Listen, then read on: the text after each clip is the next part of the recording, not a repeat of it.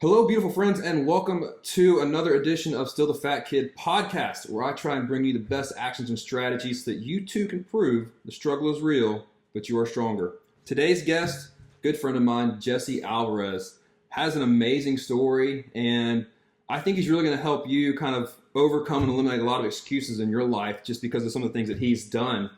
So, Jesse, one way I like to start out all my episodes, and it's the way I start out every day. What is something that you're grateful for? Waking up. Waking up. Honest to God, yeah. So,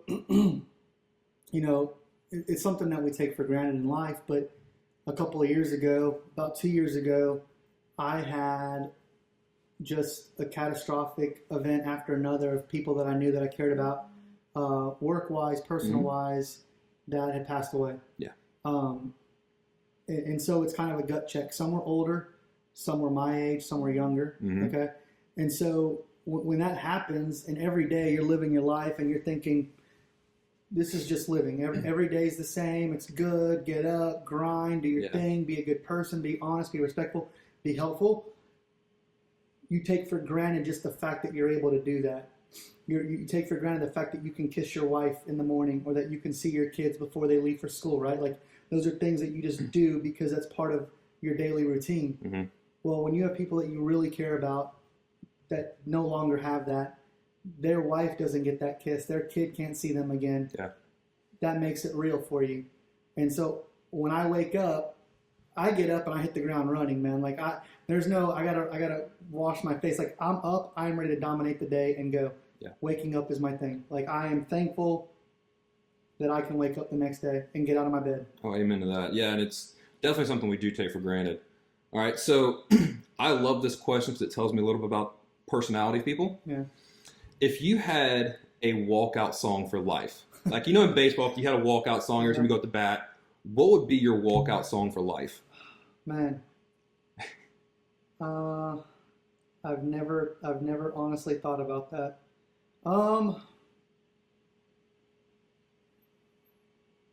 Man, that's a great one. I don't know. Let me think about that. I'll have to see if I can come back to that in a little bit. We'll come back to it. So let me ask you this, because I know that this plays a large part in who we are and how we think. Growing up, and even till now, who is somebody that you've always looked up to and learned a lot from? Who's kind of been an idol in your life? I've been lucky, man. I've had a lot of really cool people in my life, right? I mean, I've had great male role models. I've had great mentors in business, great friends.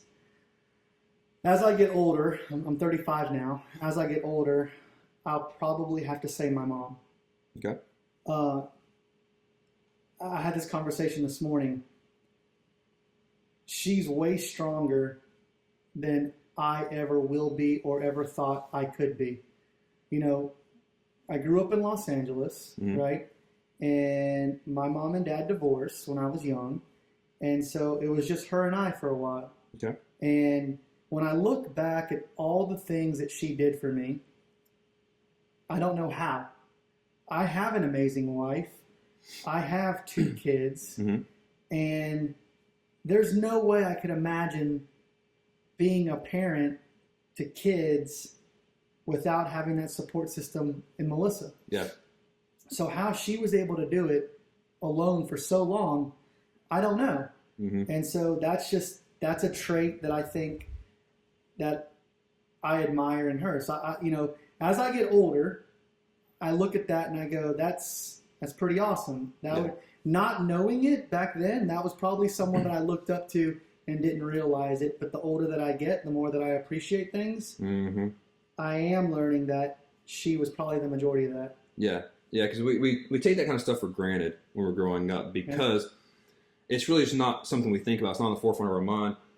I was the same way with my parents. I mean, my parents were, they were uber strict on me. They're always pushing me to excel. At some points, like I hated that, and it bugged me because I'm like, oh, why can't I just live? Why can't I just be happy? And looking back, I'm so happy they raised me that way. Yeah. Because it taught me respect. It taught me, hard work. It taught me all these lessons that I carry with me today. Yeah. And, going through it, you hate it. So when I was in high school, I think my curfew was like 10, 11, 12 o'clock, something like it was ridiculously early. And my mom would always tell me, she's like, nothing good happens after midnight. And I was like, whatever. That's when all the good stuff happens because I was young and dumb. Mm-hmm. Now, at 35 years old, if I'm at home and Melissa or the kids say, hey, we need something, can you go get it? I look outside and I'm like, it's dark. Can this wait till tomorrow? Like, I really don't want to leave the house right now. Yeah. It's funny how those things change in life. And the things that when you're young, you're like, that's dumb or whatever, I don't care. You look back on it and you're actually thankful for that. You know, and something else. So my stepdad was very disciplined, very strict. You know, Saturday mornings, we got up, we ate breakfast early, and then it was outside to do work. Yeah. Like, you got work done. After you got work done, you ate lunch, and then it was kind of like your time to go do stuff. Mm-hmm. And back when you're little, you're thinking like, this is stupid, this sucks, whatever. Yeah. Looking back on it now, he was putting that discipline in me to be focused. And there's things that I say now to people that I go, crap, man, like. I am my parents. Yeah. You know, like I get annoyed because if I have to do something more than once, like I'm like, why am I having to redo this job? I'm trying to get this done right the first time. Let's knock it out. Let's be done. Let's move forward. We're not being efficient.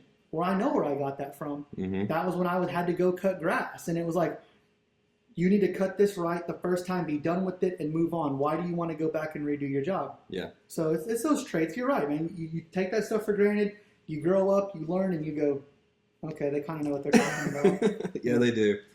Yeah, they do. So, Jesse, one of the reasons I wanted to have you on the show today was I want the audience to kind of hear your story and what you've been through the last couple of years and everything that's been going on, yet you were still able to accomplish goals and do everything. Yeah. So, and I want it to come from your perspective. I want you to tell that story. So if you could, just tell the audience kind of what's been going on the last couple of years in your journey. Yeah. So I would say 2015. Yep, 2015 was the turning point on my health and fitness part of my life, right? So my life was fragmented or segmented, however you want to look at it. I had this really great work life. I loved what I do. I love helping people. Work was great. I felt like I was doing the right thing there. My home life was amazing. I have a great wife, have 2 funny kids, no problems there. Yeah.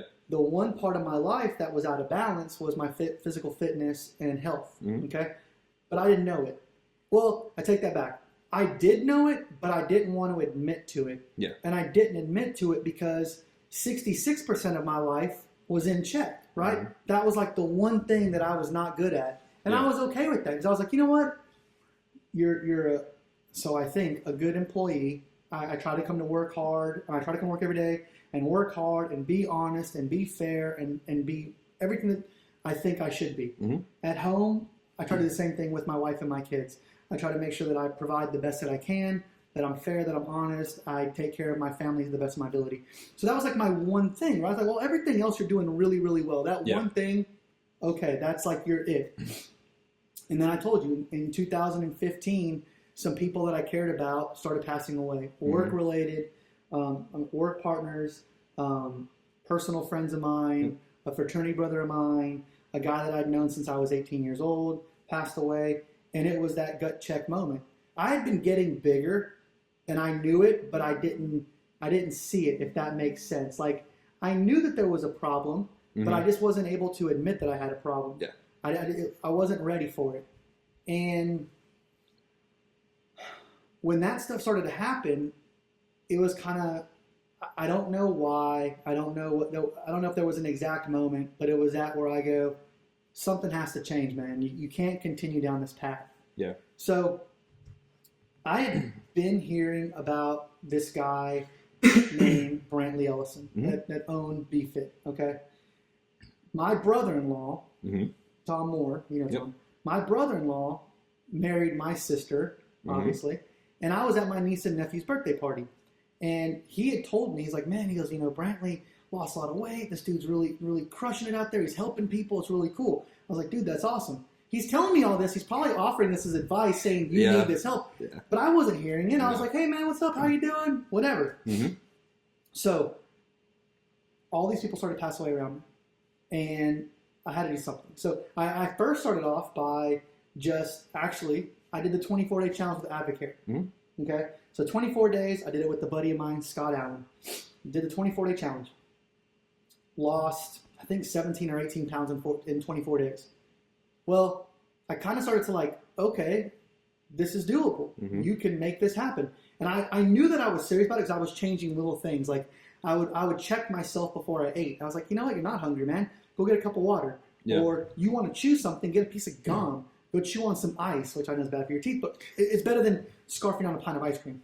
True. So I started off with that. Then someone else passed away. And I said, okay, I've got to step it up. I got to do something else. Mm-hmm. Well, my life is pretty hectic from 6 a.m. till about 8 p.m. when my kids go to bed. Yeah. I have an elliptical at my house. There is no excuse. There is a ground outside that is free. There was no excuse. I was the excuse. Yeah. I had to check that. I legit had a conversation with myself in the mirror and said, dude, you have a problem, man. Mm-hmm. You legit have a problem. You cannot stop yourself. You can't stop eating, and you can't start being better. This is a recipe for disaster. Yeah. So, heard about Brantley. I knew that I needed to take it to the next level. Mm-hmm. Did my elliptical for a little bit, and then someone else passed away. I mean, 3 people, man, in 3 months. Wow. Yeah. It's a definite wake-up call. Almost 2 years to the date. And I got to take it to the next level. I cannot do this. I could not do this alone. Mm-hmm. I needed somebody stronger than me that would help me and hold me accountable. And so I signed up for BFit 5, March 22nd, 2015, if I remember correctly. And dude, you talk about nervous. I didn't know what to expect. Yeah. I didn't know what I was getting myself into. You just knew you were going to boot camp. Yeah. And the name boot camp is, it's misleading because Brantley's not the guy that's going to sit there and yell at you get on the ground, stupid. That's not him. Yeah. It's a boot camp that is going to jumpstart you into the next direction you need to go. Mm-hmm. And I did it and liked it. You know, you're always changing venues. Mm-hmm. Every week, I think we met 4 times a week, our group did, and every time we met, it was somewhere different. Yeah. Same people, different venue. Mm-hmm. And I really liked the people that I was hanging out with. Yep. And I've said this to you before. Positivity breeds positivity. You are the average of the people that you spend the most time with, right? Correct. You hang out with people that are healthy and motivated and want to be better in life. By default, you're generally going to step your game up and become that, okay? So I really like these people. Mm-hmm. So the 8 weeks ended, and I'll tell you when I knew that I was really serious about this. I was running the Ocean Springs Bridge. We had just run a 5K at Run and Try, the fun run on Monday. Yeah. And I was running in New Balance shoes that I probably had for 27 years or something ridiculous. Because I had a size 13 foot when I was 4. But apparently I had I sprained my ankle some way, somehow while I was running. Bad shoes, bad running form. My shoes probably weren't even tied. Yeah. Who knows? I show up to run the Ocean Springs Bridge. I can barely walk. My foot hurts so bad. Mm-hmm. But I showed up. Yeah. And I did everything that I could possibly do. And I did not stop. I didn't cry about it. I just said, you know what? This is the pain of getting back to where you need to be. Mm-hmm. Okay? That was the moment when I knew I was legit, okay, you're mentally where you need to be now. It's almost like that's when that paradigm shift happened. Yeah. And you started fully believing, and you started fully trusting the process, and this is the road I'm supposed to be on. Yeah. And I went home that night. I could barely walk. I hope you iced it. I don't even think I realized. I took a picture of my ankle and sent it to a friend of mine who's the manager of Run and Try in Mobile. And I said, dude, something's wrong. Something doesn't feel right. It's black and blue. It's swollen. I don't think it's supposed to look like this. I'm trying to explain to him, and he goes, send me a picture of where it hurts, pointing to it. So I point to it, snap the picture, send him the picture. I think his first response back was, first off, throw those shoes away. The second response was, it was probably this, go get checked out by a doctor. And then it was, go to Run and Try, get a gait analysis, let them put you in the right shoe. You may have bad or improper running form, whatever. Mm-hmm. So went through all that. I fell in love with it, man. Yeah. I fell in love with the fact that there were these people that young, older, male, female, all different walks of life. Okay? From bankers to restaurant owners to just regular Joes like myself. In that moment, for that hour, 2 hours that we're with Brantley at BFit, dude, none of that matters. No. In that moment, the commonality is that we are all trying to get better, and we're trying to help each other get through it. Mm-hmm. I love that. Yeah. I love the fact that, and I like people in general. I just like people. I like to talk to people and hang out with people and learn from them. So I like that. That was probably one of my favorite things. Getting fit, obviously, was the main goal, but that was really cool, man. He has a really good thing going on over there. Yeah, he does. And that's a growing trend right now in fitness, is doing things in a group setting. I mean, you see the same thing with the explosion of CrossFit. Yeah. The reason CrossFit has had so much success is people feel like they're a part of something. Okay. And they go to this consistently because they don't let their friends down.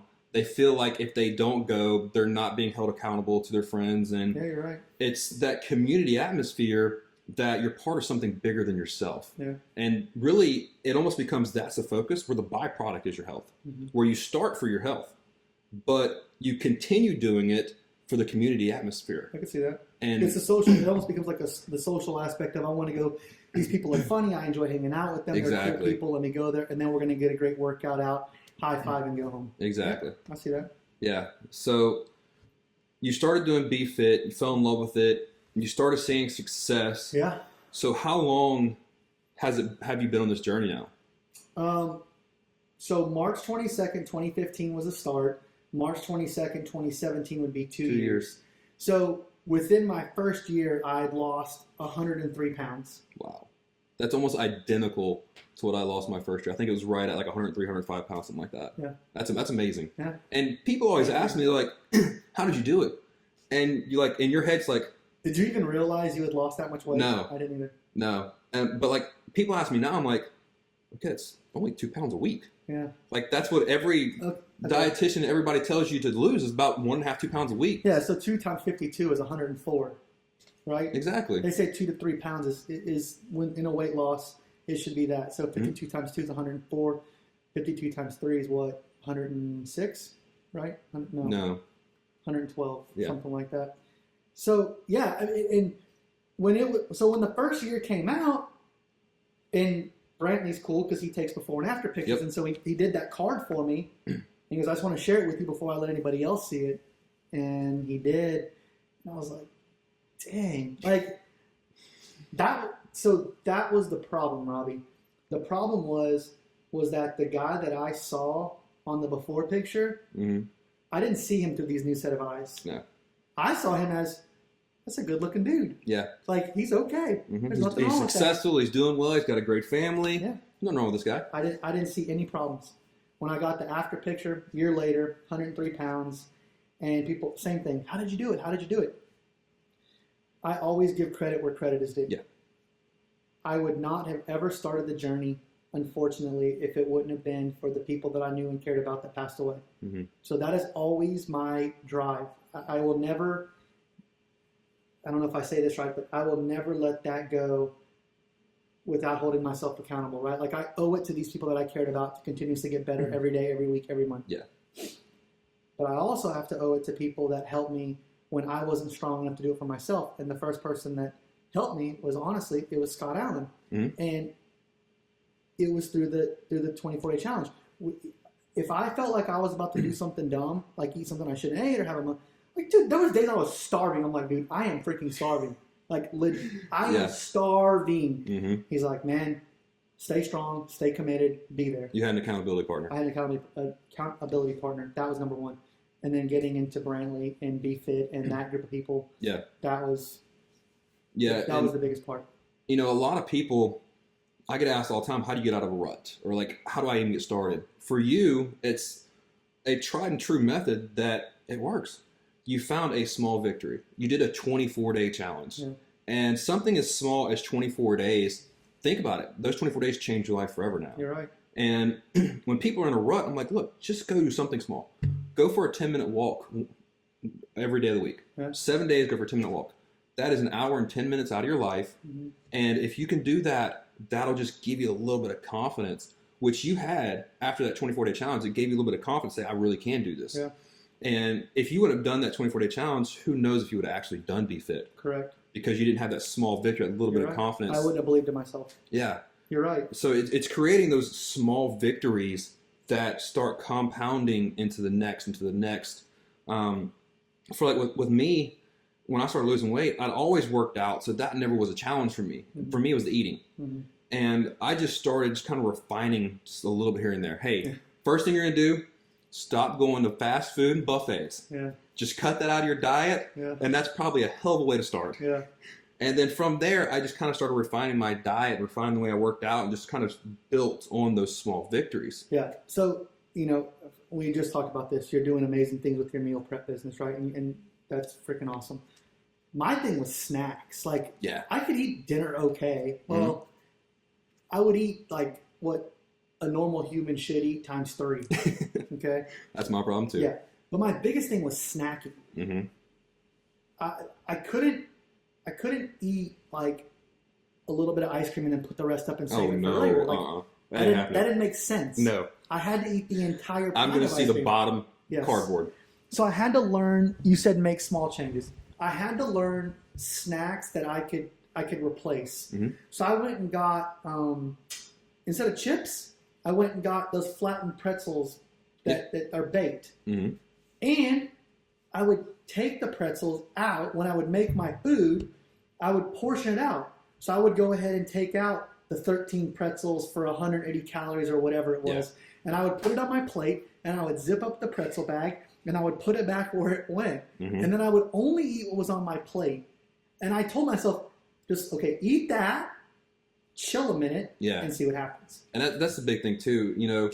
It does take, I think it's like 7 to 10 minutes for your brain to recognize what you just ate. Yeah. And so many people, they eat and they all of a sudden say, well, man, I'm still hungry. And they go back and eat more because that's probably the way me and you did it forever. Yeah. And, I still have those urges. That's why the name of Still a Fat Kid. Yeah. Because, I eat, I'm like, man, I just want some more. Yeah. I want more of that. I'm not done yet. So I want to go back and eat more. But it's just, portion control has always been my problem. Me too. That's why I like the growing diet trend of if it fits your macros, where you can eat whatever you want to, as long as it fits in your calorie, protein, fats, and carbs.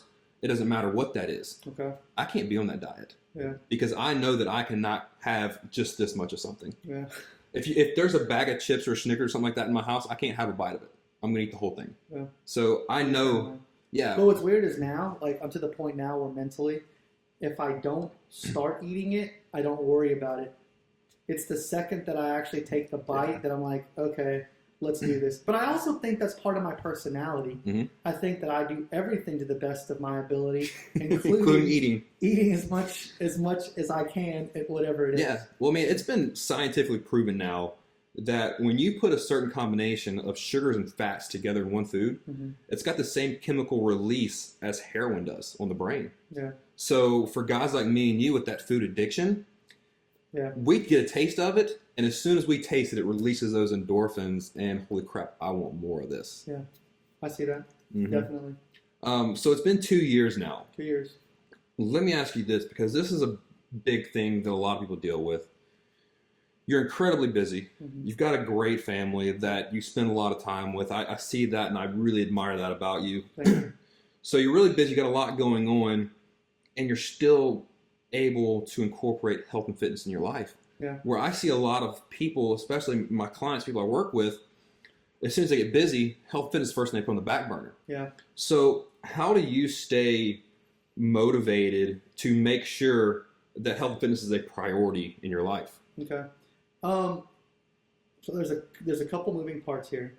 Number one, I told you, I couldn't let all these people that I loved and care about, I couldn't let all that happen in vain and not do something about it. Mm-hmm.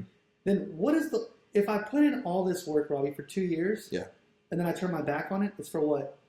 Exactly. What was the point of that? It's talk. Mm-hmm. Anybody can talk. Anybody can say something. Can you deliver on it? Yeah. Okay?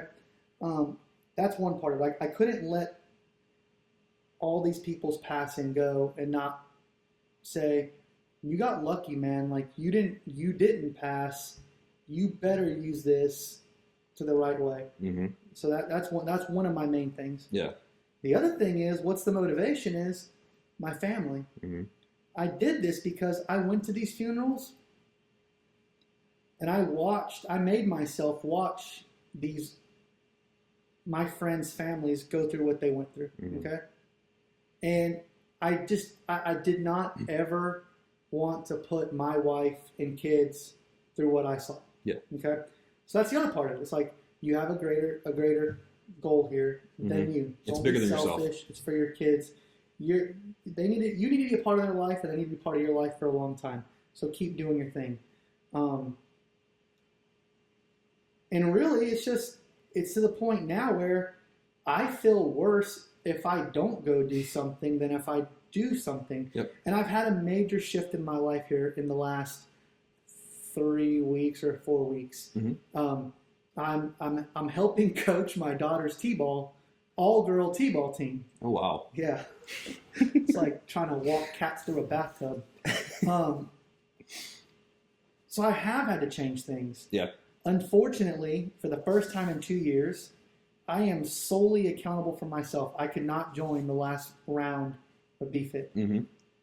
We have games and practice 2 days a week. My daughters take dance and gymnastics. It's not fair, in my opinion, it's not fair for me to be obligated to these other activities with my kids, and then 2 nights out of the other 5 nights out of the week or 4 nights out of the week, that it's completely on my wife to have to deal with, bass and feeding and whatever. Mm-hmm. So I had to make a choice that I had to sacrifice something. I have a lot of obligations over the next 8 weeks. So what am I doing now? I had to make myself accountable. Yeah. Again, there are things that you can do for yourself, me personally, that I could do for myself at my house. Mm-hmm. A push-up's free, man. Yeah, it is. You don't have to do a push-up anywhere. You can do a push-up in your bathroom, on your patio. Do it in the street. You can do sit-ups in the garage or on your driveway. People may look at you like you're crazy.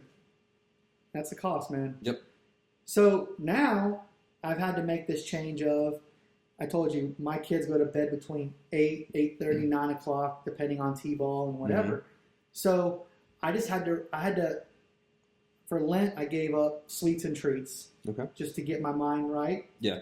And because this change was coming, I ended up, now what I'm doing is I am running every night at the house, but I don't get to run until 9:30. Mm-hmm. So to me, I don't have time.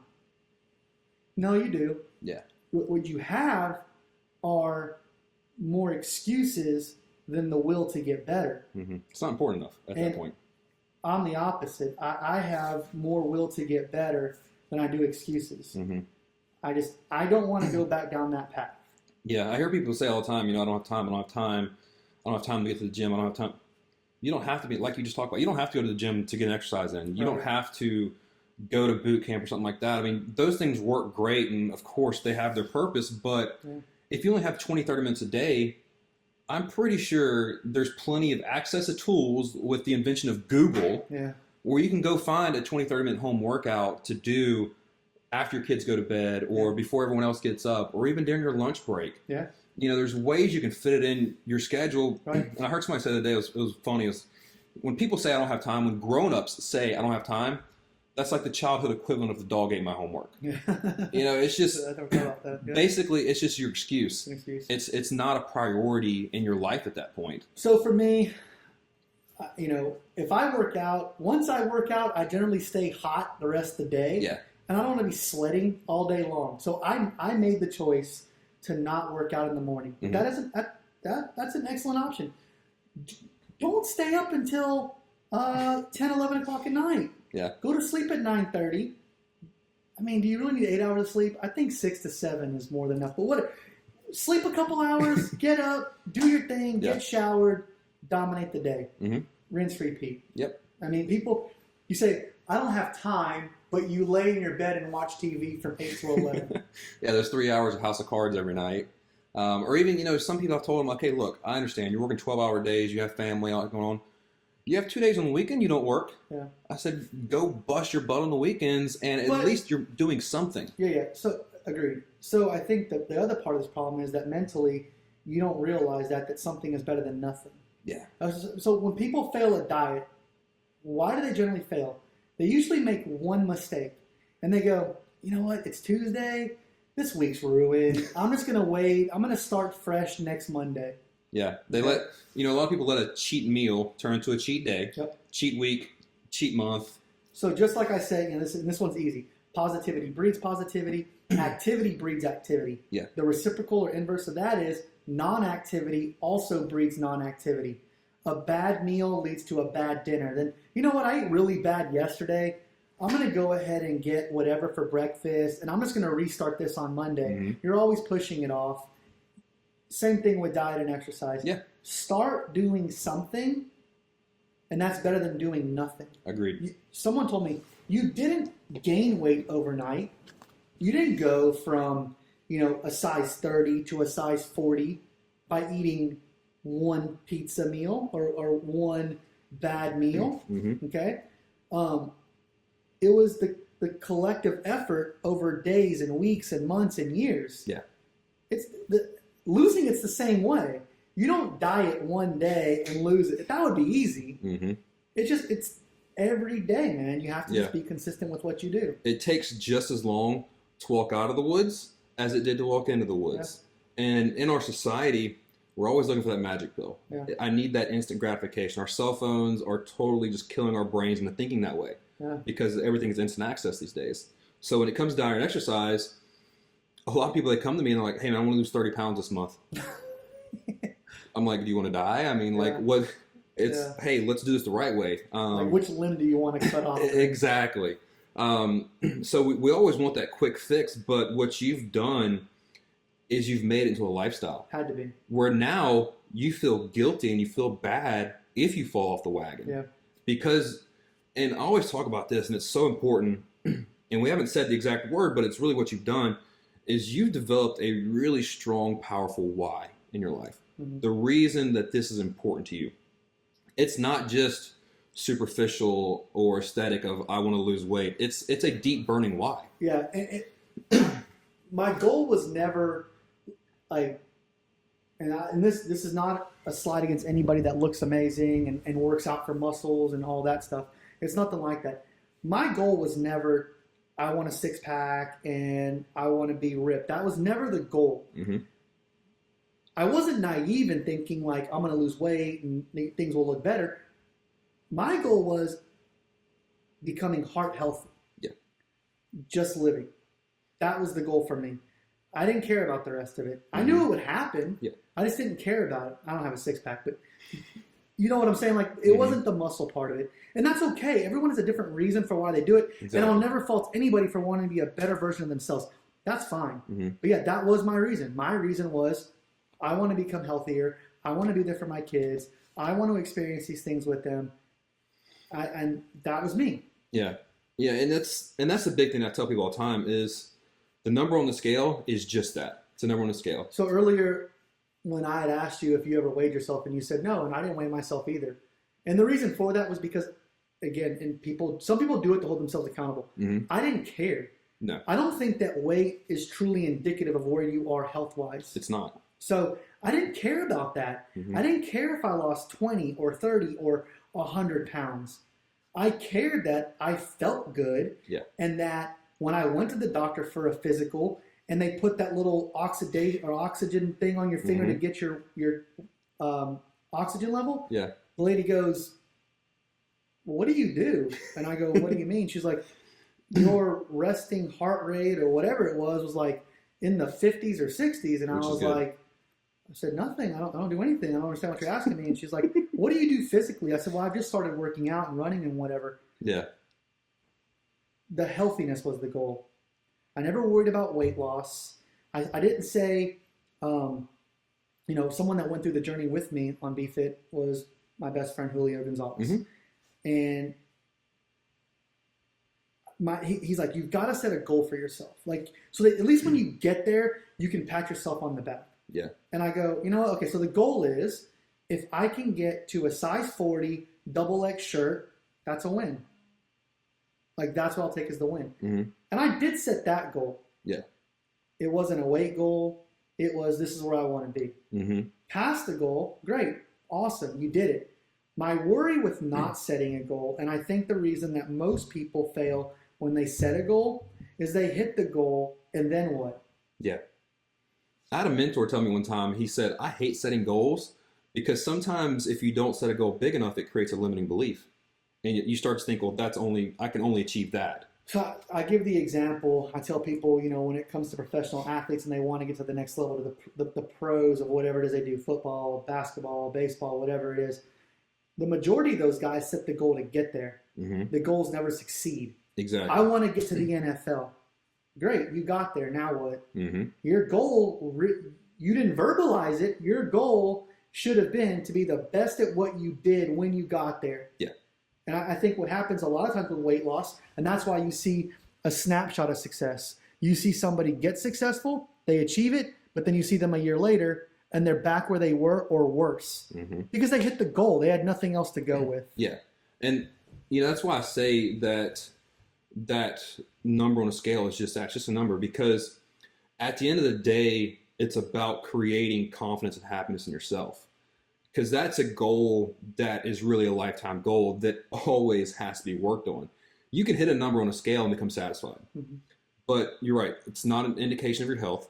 That's not an indication of your personal happiness levels, of you achieving something in life. That's nothing more than a number on a scale. And when people come to me and they tell me I want to lose weight or I want to drop 30 pounds, I'm like, well, why? What's the real reason you want to do this? Yeah. Because if you just have that number, or I want to lose, like when women come up to me and go, I want to lose this, I'm like, okay, well, why? Well, I want to look better. Why? There's always that deeper reason. And that's the reason you got to get in contact with, because a number on a scale or an aesthetic figure of what you want to look like is only temporary. It's a short-term goal that is not a permanent lifestyle change. Because once you hit that goal, like you said, then what? Yeah. Like I've had people I know that I want to step on stage and compete in bodybuilding. Okay, great. Why? And as soon as they do it, they go right back to their old habits and they're overweight again. I'm like, why did you even do that? Like, what was the purpose in that? So it has to be, it has to be a reason that will create permanent change, like you've done. And you're doing this to be around for your family. Yeah. And that's a bigger reason than yourself. When I first started my journey, it was for myself because I didn't have a family. I was in college. It wasn't bigger than myself. It was just, I was just sick and tired of being sick and tired. Yeah. I was sick and tired of my body hurting. I was sick and tired of being beaten down mentally. But as I went on the journey and I started seeing the effect my weight loss had on other people, then it became bigger than myself. Yeah. And now my thing is I have to so they can. I have to continue living this healthy lifestyle, and I want to be that light for other people and to show people that it is possible. And it's not only possible to lose weight, but it's possible to keep it off. So my goal has become bigger than myself, and I think that is one of the keys to really creating that permanent motivation we all try to find. Because it's very easy to get motivated for a 30-day period or a 6-month period. But turning that short-term motivation into something permanent is what a lot of people struggle with. So that to me is why I believe in creating that deep emotional motivation, that why, as we call it, to get going. Yeah. And write it down. Oh, absolutely. Write it somewhere that is visual, so that if you're not lucky enough to have people around you that will make you accountable, write it down so you don't forget it and you make yourself accountable. This is honest to God's truth. I put reminders in my phone before I would eat lunch and dinner to make a right eating decision. That's awesome. I've never heard of anyone doing that before.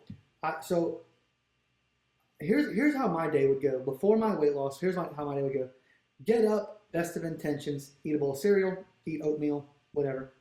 Get to work. I would work hard until 12. I'm like, okay, at 12 o'clock, I'm going to eat something good for me. Mm-hmm. Kind of. 12 o'clock would come and I go, man, I'm so busy. Let me finish doing this. I'd push it to 12:30, to 1 o'clock, to 2 o'clock. By 2 o'clock, I'm damn right angry now. I'm so hungry. Yeah, you're ready to eat some body. Yeah. I would go to the first place that was the closest. Give me the biggest meal that you have. Make it as big as you can possibly make it. Yep. Shovel it through the window. Let me stuff it down my gullet while I go back to work and keep doing that. Yeah. And I just, it wasn't good, man. Mm-hmm. It had to change. And I put these reminders, when I got to this point, I put these reminders in my phone at 11:40, 11:45, 5-ish. Mm-hmm. Like, be smart, make a good decision. Yeah. And I think that is very important because it's got to be on the forefront of your thinking, your conscious process. I tried doing things. I tried putting a rubber band around my wrist and I wrote on there, small, eat good. Mm-hmm. So because I'm left-handed, so when I would go to eat, I'd have it here. I would see it and I would do it. Well, that's great and dandy when you're eating, but if you've already ordered, it's too late for that. Yeah. So I put the reminders in to hopefully trigger that so that I would remember to make a good eating decision. And then having structured eating times, I said, okay, if I can do that, what else can I do? Yeah. I set a reminder to eat a snack at 10 o'clock. Mm-hmm. I put snacks in my office desk. I'd go shopping on Sunday and I would buy snacks. I'd throw them in my bag to go to work. I'd throw them in my desk when I got to work. Alarm would go off at 10 o'clock. Pull a snack out, eat it. Good. At 11:45, I got another alarm. Eat right. I would make myself go eat so that I never got hungry. Yeah.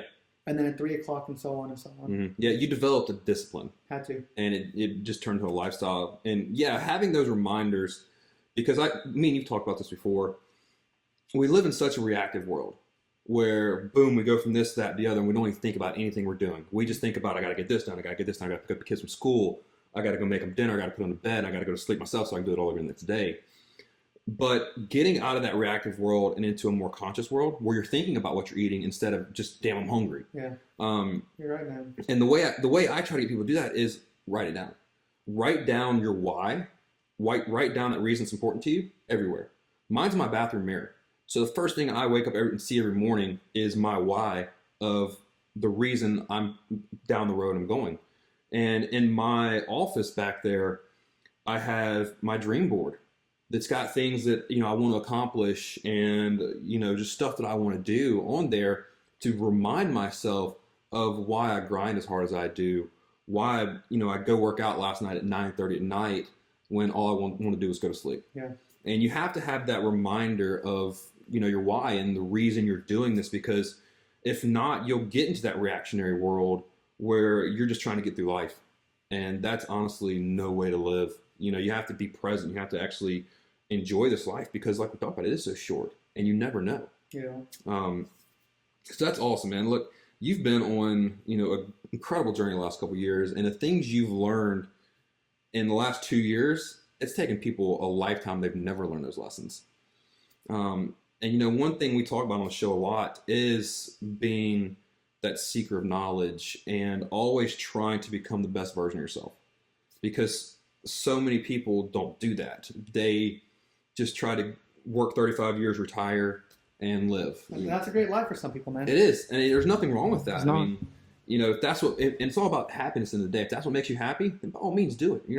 Hey, your happiness is better for me. I'd rather be happy than pissed off. Yeah.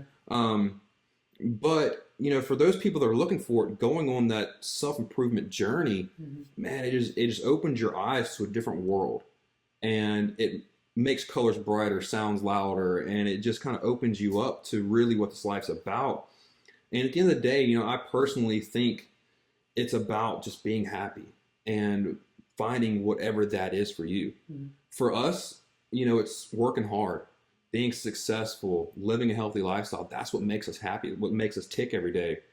You know, some people, it could be playing 4 hours of video games a day. Hey, by all means, do it. If that's what makes you happy, then do it. I always say this. I may not understand everyone's situation, and I'm not here to do that. I just care. I genuinely care that people are happy with their life. Exactly. Whether I understand it or I don't understand it, it doesn't matter. I'm just happy that you're happy. That's all that matters in this life, is that you are happy with the life that you're living. If you get that, man, that's awesome. That's what it's about. I 100% agree. And one of the saddest things that I see when I start working with people is one of the first questions I ask people when I start working with them is, what makes you happy? They give me this little surface answer, but probably 8 out of 10 people can't give me a real answer. And to me, that saddens me. And I've been there, so I know where they're at, you know, because you just get busy in life and you don't ever think about those kind of things. But to not have a clear definition of why you're living and what makes you happy, I think is one of the saddest things in this world, because like we keep going back to, you're only here for a short period of time. And why are you living if it's not to be happy and to, you know, make those around you happy? So I find that extremely sad when I ask somebody that question and they can't give me a real answer. So let me ask you this. So you've been through this incredible journey. You've done a lot, and you know, I know you well enough to know that this is just the beginning. You're going to continue down this process. You're going to continue getting better and better. What would you say is probably one of the biggest lessons you've learned? Like, if you could boil it down to one lesson to give the audience, what would that be? Believe in yourself. Your mind will take you where you never thought you could go. The first time I ran a 5K was at the Run and Try 5. They called it a fun run, and I was like, okay, this is cool. I can check this out. And then I find out it's a 5K, so I'm Googling what is a 5K. And then I find out it's like 3.1 miles, 3.2 miles. And I go, okay, I've never ran more than a mile in my life. The last time I ran a mile was probably in high school.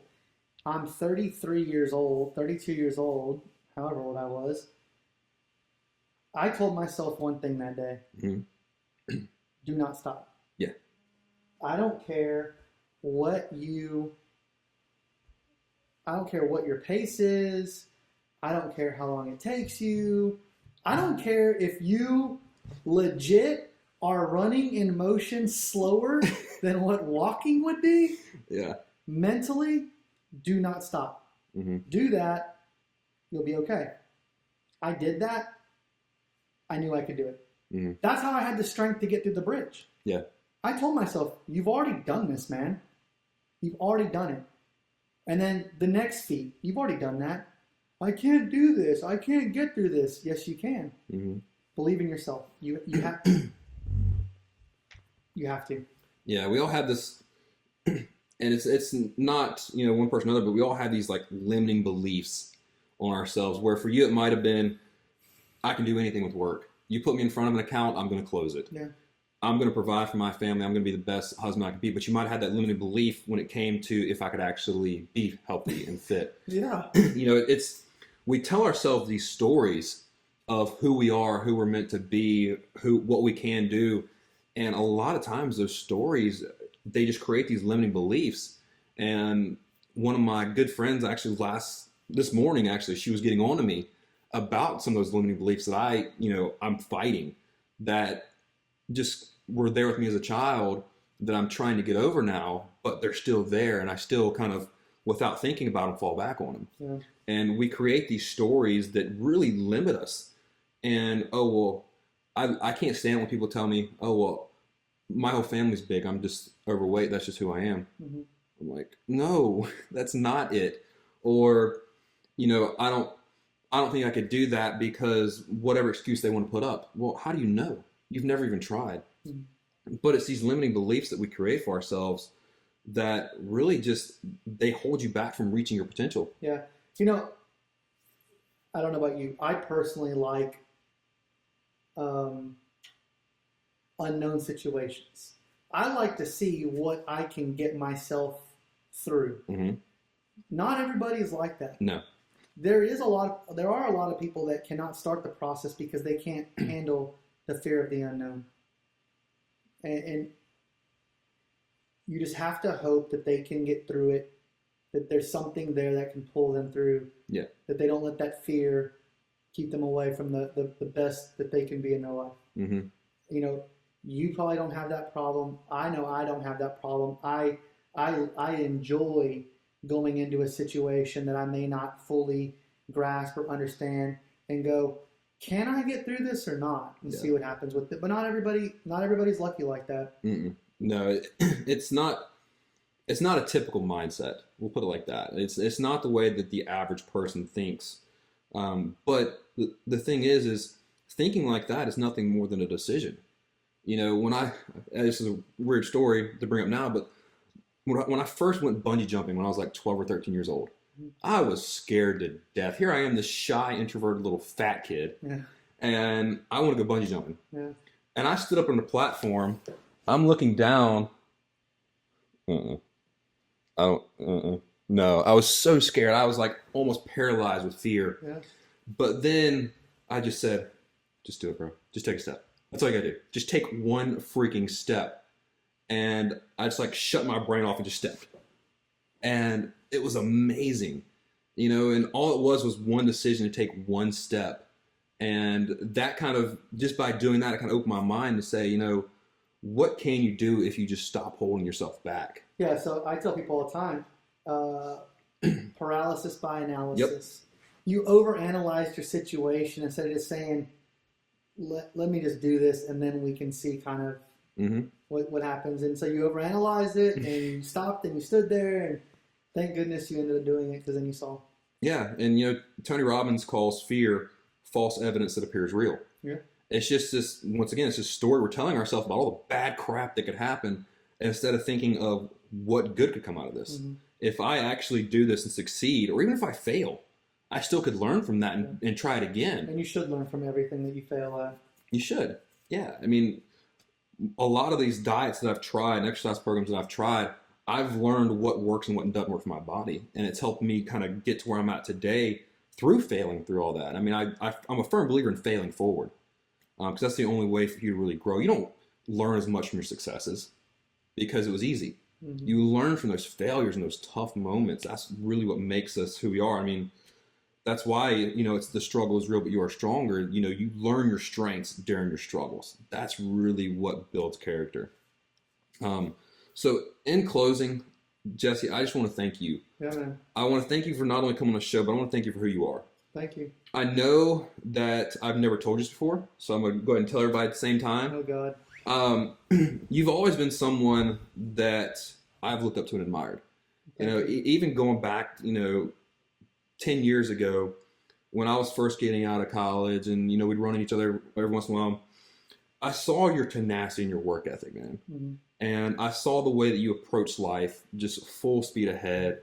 I'm going to go out there and accomplish and do something big. And it's always been something that I've admired about you. Thank you. And I used to, you know, when I was working, I was like, man, you know, I just need to work like him. I just need to work like Jesse, and I can make some things happen. And you know, not only your incredible work ethic, but the way you approach life, and you just have this like zeal for everything about life, and you just want to live. And I wish more people would be like that.